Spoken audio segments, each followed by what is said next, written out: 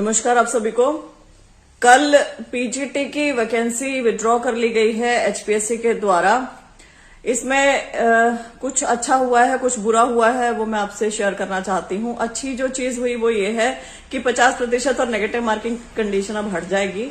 दूसरा, जिन विषयों के अभ्यर्थी कम होंगे उन विषयों का डायरेक्ट इंटरव्यू लेने की कोशिश की जाएगी, उनका एग्जामिनेशन नहीं लेंगे। थैंक गॉड कि एचपीएससी अब ऐसा करेगा। सेकेंड, जो बुरा हुआ है वो ये है कि क्या इतने सालों से हरियाणा सरकार आपको समझ ही नहीं आया कि पीजीटी की भर्ती करवानी कैसे है, उनकी प्रक्रिया करनी कैसे है। आपने इन युवाओं को प्लास्टिक के गुड्डे गुड़िया समझ लिया है कि पहले ये एचएसएससी के पैटर्न पे तैयारी करते रहे इतने सालों से, फिर बीच में आपको ब्रह्म ज्ञान प्राप्त हुआ कि अरे एचएसएससी तो ग्रुप बी गजेटेड की परीक्षा ले ही नहीं सकता है। फिर वो ब्रह्म ज्ञान के चलते आपने वो पोस्ट उठा के एचपीएससी को दी, और इसी बीच आपने अपना खुद का भी एजेंडा चला लिया, बैकडोर एंट्री भी करवा दी एचकेआरएन के थ्रू।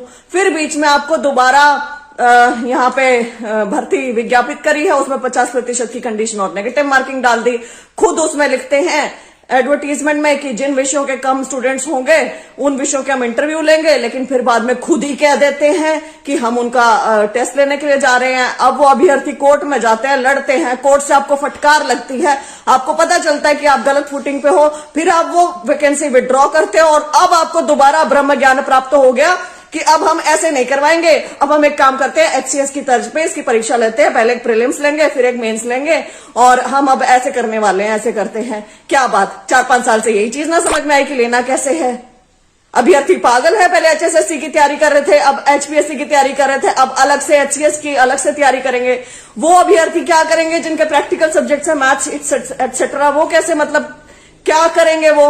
मैं जानती हूं सबके लिए एक जैसा एग्जाम आप पैटर्न आएगा, लेकिन पूछना क्या है आप लोगों को, इतने सालों से यही नहीं पता चला। पीजीटी का जो एग्जाम देने के लिए बैठेंगे ना अभ्यर्थी, वो एस्टेट पास अभ्यर्थी हैं, एस्टेट क्लियर करके आते हैं, एक पेपर वो भी क्लियर करके आ रहे हैं। कितनी उनके लिए आप स्टेजेस रखने वाले हैं, और अगर ऐसा करने भी वाले हैं तो इतने सालों से आपके ये चीज समझ में क्यों नहीं आई कि आपने ऐसा करना है। आपको कोर्ट के द्वारा फटकार लगेगी, आपको पता चलेगा कि आप यहां पे गलत है, तब आप करेंगे। अब आप इनको समय कितना देंगे नया पैटर्न लाके? आप इनको क्या समझ रहे हैं, क्या है ये, रबड़ के बने हुए हैं या प्लास्टिक के हैं ये बच्चे? समय चाहिए किसी चीज के लिए, पता होना चाहिए कि ऐसे आप करवाने वाले एग्जामिनेशन आपको खुद ही ना पता है, कुछ भी खुद ही मुंह उठा के कुछ भी पूछने लग जाते हैं। आज हम ऐसे पूछेंगे, नहीं आज एचएसएससी करा लेगा, कल एचपीएससी करा लेगा, नहीं बैकडोर करवा देते, छोड़ो ना। आज ओएमआर से ले लेते हैं, अरे इनका भी ले लेते हैं, 50% कंडीशन भी डाल देते हैं, नहीं अब एचसीएस की तर्ज पे लेंगे, तो एस्टेट क्यों करवा रहे हो? कुछ लॉजिकल सा, कुछ ढंग का फॉर्मूला बना के एक ढंग की चीज दे दो। 50% की कंडीशन इसलिए बोला था क्योंकि सारी सीटें तुम भर नहीं रहे हो। एडीओ में 660 में से तुमने 50 पद भरे 600 में से, तो वो तुम्हारी मंशा दिख रही थी। अब क्या कर रहे हो? अब ये अभ्यर्थी क्या करे, इतने सालों से ये ओएमआर बेस्ड एग्जाम की तैयारी कर रहे थे। ठीक है, अगर अब ये भी पूछना है, वो भी देने के लिए तैयार हो जाएंगे, समय कितना दोगे? प्रैक्टिकल एग्जाम वाले क्या करेंगे?